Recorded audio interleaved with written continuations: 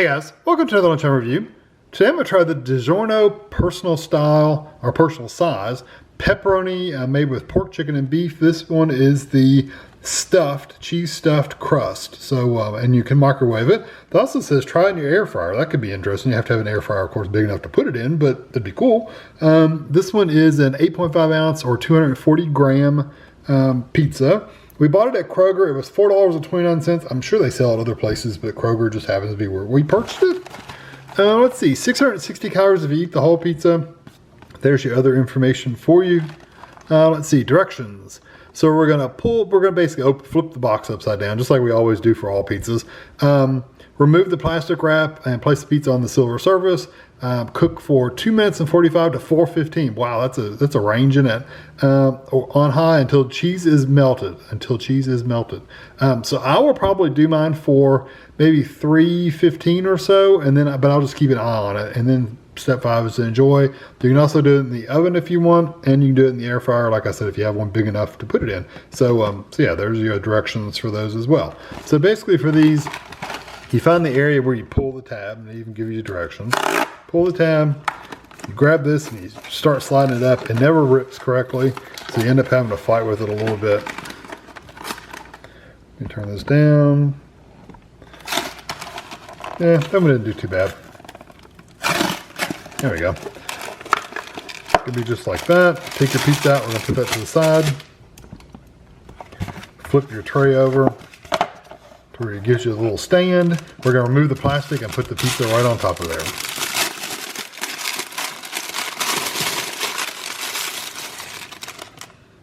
Just like that. That's a thick pizza. I'll probably redistribute some of these pepperonis. It's got some ice crystals on this one. Might brush some of that ice off so it won't get watery. But anyway, I'm gonna get this in the microwave and I'll be back. Okay, so here it is out of the microwave. I ended up putting it in for 3:45. That was how long it was on there. You can see a little bit of the cheese didn't quite melt, but this other part was getting really, really bubbly, and I didn't want to make it like burn or get hard or anything like that. So you always have to go around the crust a little bit to get it unstuck. And there's a little piece of silver paper under the piece of that one. You can see where it pulled off. I'll have to make sure I don't eat that. Anyway, I'm gonna put this over on a plate. Ooh, hot. And I'm gonna cut it.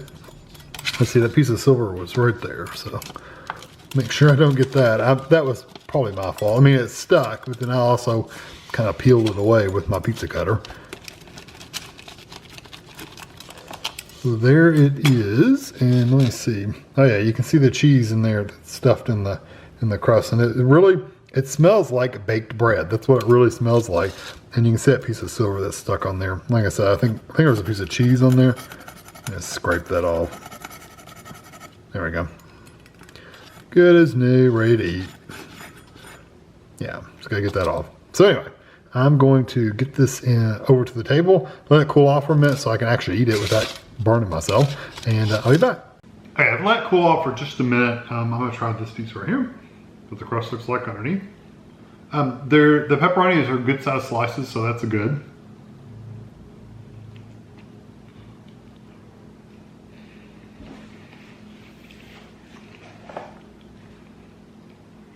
Cheese and salsa are very hot. I like the flavor of that pepperoni. It has a little bit of spices to it, but it's not like hot pepperoni, but it has to have a good seasoning to it. I'm gonna try the crust back here in the back.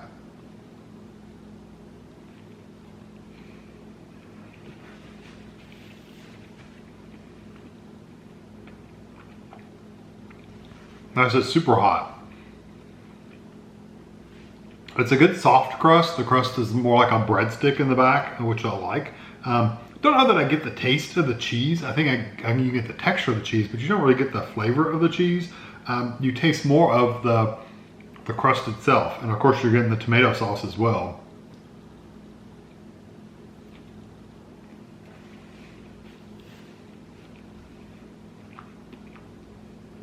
It's a very thick crust pizza. You can see how thick that is. You can still see the steam coming over. I can.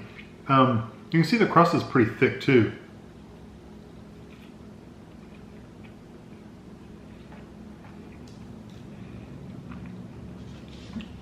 While I can see the cheese in the middle, I don't really taste the cheese, not in the middle, on the crust. but you definitely get the texture difference.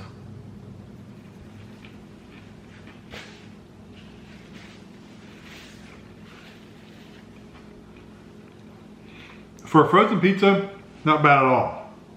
I think $4.29. I mean, it's not a bad price for what you're getting. You are getting a pretty good sized pizza.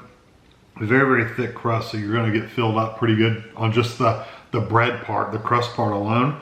The pepperoni's got a good flavor to it. I appreciate that they did full-size slices. The only bad thing about that is it's really hard to bite them in half, so I almost wish they went with like halves or quarters and spread them out a little bit more to give you a little bit more of them. I don't know, that's just me being picky, but I wish I would had more pepperoni and more bites, let's put it that way. Because once you get the pepperoni, once you eat that piece of pepperoni off that slice, the cheese and the sauce flavor is just, it's pretty basic. It's not, doesn't have any, a lot of seasoning or anything like that.